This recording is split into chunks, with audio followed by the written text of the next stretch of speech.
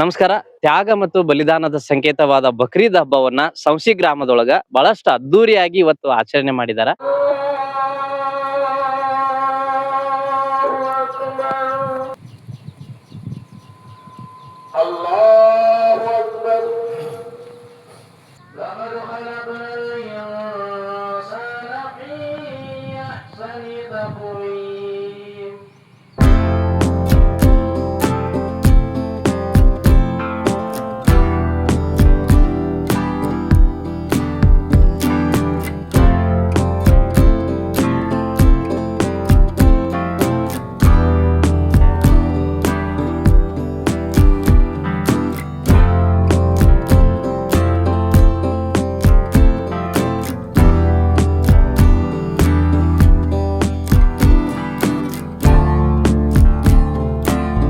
ಸಲಾಮು ಅಲೈಕುಂ.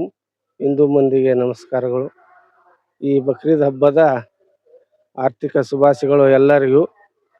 ಮತ್ತು ಇದರ ವಿಶೇಷತೆ ಏನಂದರೆ, ನಮ್ಮ ಇಸ್ಲಾಮಿನ ಹಜರತ್ ಇಬ್ರಾಹಿಂ ಖಲೀಲುಲ್ಲಾ ಅವರು ಮತ್ತು ಈ ಕುರ್ಬಾನಿ ಹಬ್ಬದ ವಿಸ್ತರಣೆ ಏನಂದರೆ, ನಮ್ಮ ಹಜರತ್ ಇಬ್ರಾಹಿಂ ಖಲೀಲುಲ್ಲಾ ಅವರು ಅಲ್ಲಿದ್ದ ವಾಣಿ ಆಗುತ್ತೆ ಕುರ್ಬಾನಿಯನ್ನು ಕೊಡಬೇಕು ಅಂಥೇಳಿ. ಆ ಥರದಿಂದ ಅವರಂತಲ್ಲಿ ಇದ್ದಂಥ ಒಂಟಿ ಕುರಿಗಳನ್ನು ಎಲ್ಲ ಥರದಿಂದನೂ ಅವ್ರು ಕುರ್ಬಾನಿ ಕೊಟ್ಟಿರ್ತಾರೆ. ಮತ್ತು ಅವ್ರಿಗೆ ವಾಣಿ ಆಗುತ್ತೆ ಮತ್ತು ಕುರ್ಬಾನಿ ಕೊಡು ಅಂಥೇಳಿ. ಎಲ್ಲ ಕೊಟ್ಟಿದ್ದೀನಿ, ಮತ್ತೇನು ಕುರ್ಬಾನಿ ಕೊಡಲಿ ಅಂತೇಳಿ ಯೋಚಿಸ್ತಾರೆ. ನಿನಗೆ ಅತಿ ಪ್ರೀತಿ ಆದಂಥದ್ದು ಯಾವುದು ವಿಷಯ, ನಿಮಗೆ ಅದನ್ನು ಕುರ್ಬಾನಿ ಕೊಡಿ ಅಂತ ಅವ್ರಿಗೆ ವಾಣಿ ಆಗುತ್ತೆ. ಅತಿ ಪ್ರೀತಿಯಾಗಿರೋದು ಅಂದರೆ ಅವ್ರ ಮಗ ಇರ್ತಾನೆ ಹಜರತ್ ಇಸ್ಮಾಯಿಲ್ ಜಬೀವುಲ್ಲಾ ಅಂಥೇಳಿ. ಮತ್ತು ಅವ್ರನ್ನೇ ಕೇಳ್ತಾರ ಅಂಥೇಳಿ ಅದನ್ನ ಕರ್ಕೊಂಡು ಹೋಗ್ತಾರೆ. ಅವ್ರ ಮಗನ್ನ ಕರ್ಕೊಂಡು ಹೋಗ್ತಾರೆ. ಕರ್ಕೊಂಡು ಹೋದಾಗ ಕುರ್ಬಾನಿ ಕೊಡ್ಬೇಕಂದಾಗ ಅದನ್ನ ಕುರ್ಬಾನಿ ಕೊಡುವಾಗ ಎಲ್ಲರೂ ವಿಚಿಂತ ಆಗ್ತಾರೆ. ಮ್ಯಾಕ್ ಶಿವದೂತರು ಎಲ್ಲರೂ, ಇಲ್ಲ ಇವರು ಹಟ್ವಾದಿಗಳು, ಆ ಕುರ್ಬಾನಿ ಆಗೋ ಮಟ್ಟ ಅವ್ರಿಗೆ ಸಮಾಧಾನ ಆಗಲ್ಲ. ಆ ಜನ್ನತ್ಲಿದ್ದ ಒಂದು ಡುಮ್ಮ ಬಕರವನ್ನು ಕೊಟ್ಟು ಶಿವದೂತರು ತಮ್ಮಂತ ಕೊಡ್ತಾರೆ. ಅಲ್ಲಿ ನಾವು ಅಲ್ಲಾನ ಪರಿಸ್ಥಿತಿ ಅಂತೀವಿ, ನೀವು ಶಿವದೂತರ ಅಂತೀರಿ. ಆ ಶಿವದೂತರನ್ನ ಕಳಿಸ್ತಾರೆ. ಕಳಿಸಿಂದ ಆಮೇಲಿಂದ ಅವರು ಆ ಡುಮ್ಮ ಬಕರವನ್ನು ತೆಗಿತಾರೆ. ಮಗುವನ್ನ ಇಸ್ಮಾಯಿಲ್ ಜಬೀಲ್ನ ಜಕ್ಕೊಂತಾರೆ, ಅದನ್ನ ಜುಬಾ ಮಾಡ್ತಾರೆ. ಆವಾಗ ಅವ್ರ ಆತ್ಮಕ್ಕೆ ಶಾಂತಿ ಆಗುತ್ತೆ, ಅವಾಗ ಅವ್ರ ತೃಪ್ತಿ ಆಗುತ್ತೆ. ಮತ್ತು ಇದರಿಂದಾನೇ ಹಜ್ಜೆ ಬೈತುಲ್ಲಾ ಅಂಥೇಳಿ ಅಲ್ಲೇ ಹಜರತ್ ಇಬ್ರಾಹಿಂ ಖಲೀಲುಲ್ಲಾ ಮತ್ತು ಇಸ್ಮಾಯಿಲ್ ಜಬೀವುಲ್ಲಾ ಬಿಬಿ ಹಾಜರಾ ಅವ್ರು ಏನ್ ಮಾಡಿರ್ತಾರೆ, ಆ ಪ್ರಕಾರವಾಗಿ ಇದು ಹಜ್ ಮತ್ತು ಮುಕಮ್ಮಲ್ ಅವ್ರು ಮಾಡೋದಂತ ಸಫಾ ಮರ್ವಾ ಆಮೇಲಿಂದ 7 ಸುತ್ತು ಕಾಬಾವನ್ನು ಸುತ್ತಾಕುವಂಥದ್ದು ಹಜರತ್ ಇಬ್ರಾಹಿಂ ಖಲೀಲುಲ್ಲಾಹರ ಸುನ್ನತ್ತನ್ನ ಅದಾ ಮಾಡ್ತಾರೆ. ಇದ್ರ ಪ್ರತೀಕವಾಗಿ ಈ ಹಬ್ಬವನ್ನ ಆಚರಿಸಿ ಮಾಡ್ತಾರೆ. ಯಾವ ರೀತಿ ಆಚರಣೆ ಮಾಡ್ತೀರಿ? ಇದೇ ಅವ್ರ ಸುನ್ನತ್ ಅವ್ರು ಹಾಕಿ ಕೊಟ್ಟಂತ ಅಡಿಪಾಯ, ನಬಿಗಳನ್ನ ಏನು ಪಾಯನ್ನ ಹಾಕಿಕೊಟ್ಟಿದ್ದಾರೆ ಅದರ ಪ್ರಕಾರವಾಗಿ ಮುಖ್ಯವಾಗಿ ವಿಶೇಷವಾಗಿ 2 ನಬಿಗಳನ್ನ ನಾವು ವಿಶೇಷವಾಗಿ ಬಹಳ ಮೌಲ್ಯವಾಗಿ ಕೊಟ್ಟಿದ್ದಾರೆ. ಅಲ್ಲಾಹನಲ್ಲಿದ್ದ ಅತಿ ಹೆಚ್ಚಿನ ಪದವಿ ಪಡೆದಂತವ್ರು. ಮತ್ತು ಹಜರತ್ ಇಬ್ರಾಹಿಂ ಖಲೀಲುಲ್ಲಾ ಮತ್ತು ಹುಜುರರು ಜನಾಬ್ ಮೊಹಮ್ಮದ್ ಮುಸ್ತಫಾ ಸಲ್ಲಲ್ಲಾಹು ಅವರು ಇಬ್ಬರನ್ನು ಅಜರಾಮವಾಗಿ ನಾವು ನಮಾಜ್ ಮಾಡುವಲ್ಲಿ ಅವರ ಹೆಸರನ್ನು ತಗೋಬೇಕು.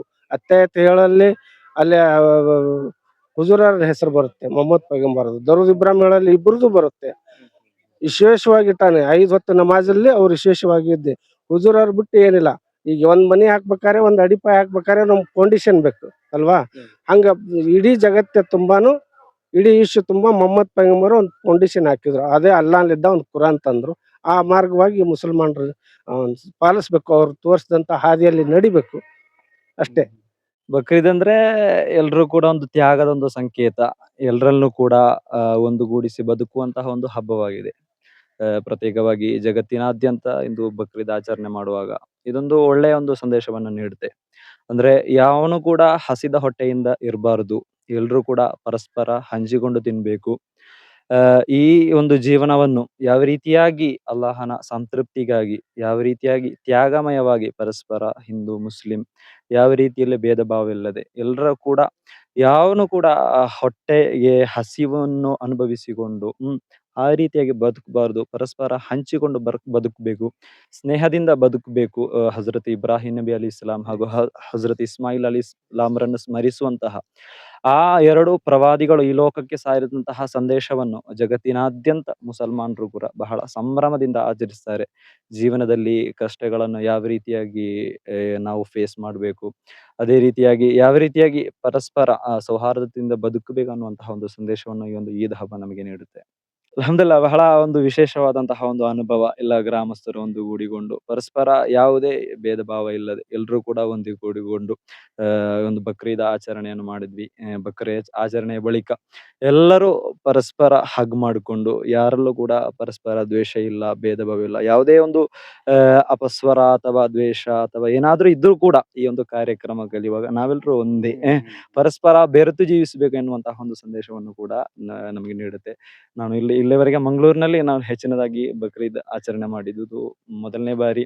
ಇಂತಹ ಒಂದು ಗ್ರಾಮಸ್ಥರ ನಡುವೆ ಆಚರಣೆ ಮಾಡಿದ್ದೇನೆ ಅಲ್ಹಮ್ದುಲಿಲ್ಲಾ. ಇಲ್ಲಿ ನಾವು ನ್ಯಾಷನಲ್ ಮಿಷನ್ ವತಿಯಿಂದ ಈ ಕುಂದಗೋಳ ಗ್ರಾಮದ 40ರಷ್ಟು ಗ್ರಾಮದಲ್ಲಿ ನಾವು ಕಳೆದ 10 ವರ್ಷಗಳಿಂದ ನಾವಿಲ್ಲಿ ಶೈಕ್ಷಣಿಕವಾದಂತಹ, ಧಾರ್ಮಿಕವಾಗಿ ವಿದ್ಯಾರ್ಥಿಗಳಿಗೆ ಶಿಕ್ಷಣವನ್ನು ನೀಡುವಂತಹ ಒಂದು ಕಾರ್ಯಕ್ರಮವನ್ನು ನಡೆಸ್ತಾ ಬಂದಿದ್ದೇವೆ. ಈ ಒಂದು ಸಂಶಿ ಎನ್ನುವಂತಹ ಗ್ರಾಮದಲ್ಲೂ ಕೂಡ ನಮ್ಮ 2 ಮದ್ರಸೆಗಳಿವೆ. ನಮ್ಮ ಹಲವಾರು ವಿದ್ಯಾರ್ಥಿಗಳು ಕೂಡ ಇಲ್ಲಿ ಕಲಿತಾ ಇದ್ದಾರೆ. ಸೊ ಅವೆಲ್ಲವನ್ನು ಕೂಡ ಕಂಡು ಅನುಭವಿಸುವಂತಹ ಒಂದು ಸಂತೋಷದಿಂದ ನಾವು ಬಂದಿದ್ದೇವೆ. ಖಂಡಿತವಾಗಿ ಕೂಡ ಸಂತೋಷವಾಗ್ತಾ ಇದೆ. ಬಕ್ರೀದ್ ಹಬ್ಬದ ಎಲ್ಲ ನಮ್ಮ ಹಿಂದೂ ಮುಸ್ಲಿಂ ಎಲ್ಲ ಸಮಾಜದ ಜನರಿಗೆ ಶುಭಾಶಯಗಳು. ನಾವು ಹೇಳೋದು ಇಷ್ಟ, ಮಳೆ ಬೆಳೆ ಸಮೃದ್ಧಿ ಆಗಿ ದೇಶಕ್ಕೆ ಎಲ್ಲ ಸುಖ ಸಮೃದ್ಧಿ ಆಗಲಿ ಅಂತ ನಾನು ಹಾರೈಸ್ತೇನೆ. ಸಮಾಜಕ್ಕೆ ಏನ್ ಹೇಳಕ್ ಇಷ್ಟಪಡ್ತೀರಿ ಈ ಮೂಲಕ? ಸಮಾಜ ಒಕ್ಕಟ್ಲಿಂದ ಸಮಾಜ ಮುಂದೆ ಬರಲಿಕ್ಕೆ ಅನುಕೂಲ ಆಗಬೇಕು. ಈಗಾಗಲೇ ಹೇಳಿದರು, ನಮ್ಮ ಉರ್ದು ಶಾಲೆಗಂತೂ ಹುಡುಗರೇ ಇಲ್ಲ ಅಂತ ಹೇಳಿದರು. ಅದಕ್ಕೆ ನಮ್ಮ ಸಮಾಜ ಸಾಧ್ಯ ಆದಷ್ಟು ವಿದ್ಯಾರ್ಥಿಗಳನ್ನು ನಮ್ಮ ಉರ್ದು ಶಾಲೆಗೆ ಹಚ್ಬೇಕಂತ ನಾನು ಸಮಾಜಕ್ಕೆ ವಿನಂತಿ ಮಾಡ್ಕೊತೇನೆ. ಚಂದ ಆಯ್ತು, ಒಳ್ಳೇದಾಯ್ತು. ಹ್ಮ್. ಬಕ್ರೀದ್ ಹಬ್ಬದ ಆಚರಣೆ ಅಂದ್ರೆ ಬಾಳ ಚಂದ ಮಾಡಿದ್ರು. ಹ್ಮ್. ಮುತವಲ್ಲಿಗಳು ಹಜರತ್ಗಳು ನಮ್ಮಲ್ಲಿ 2 ಮಸೀದಿ, ಹಾ. 2 ಮಸೀದಿಗೆ 2 ಮುತವಲ್ಲಿಗಳು. ಹ್ಮ್. ಅಲ್ಲಿಂದ ಮಂಗಳೂರ್ಲಿಂದ ಬಂದಾರ, ಕೇರಳದಿಂದ ಬಂದವ್ರ. ಹ್ಮ್.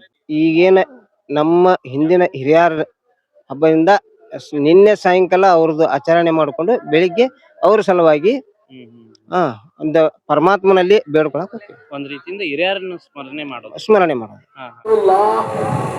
ربي من كل ذنب وخطيئة وأتوب إليه لا إله إلا الله محمد رسول الله اهدنا الصراط المستقيم صراط الذين أنعمت عليهم غير المغضوب عليهم ولا الضالين. الله أكبر الله أكبر.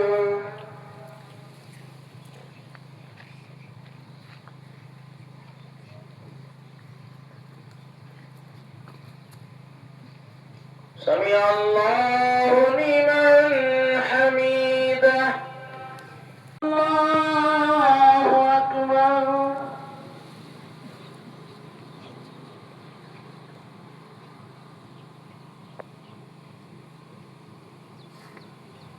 سمع الله لمن حميده. الله أكبر. फिर अल्लाह अकबर कहते हुए हाथ उठाकर छोड़ देंगे। फिर तीसरी मरतबा अल्लाह अकबर कहते हुए हाथ छोड़ देंगे। चौथी रकात में चौथी बार अल्लाह अकबर कहते हुए आपको रुको में जाना है। रुको और सजदा के बाद में सलाम फेर के नमाज खत्म हो जाएगी।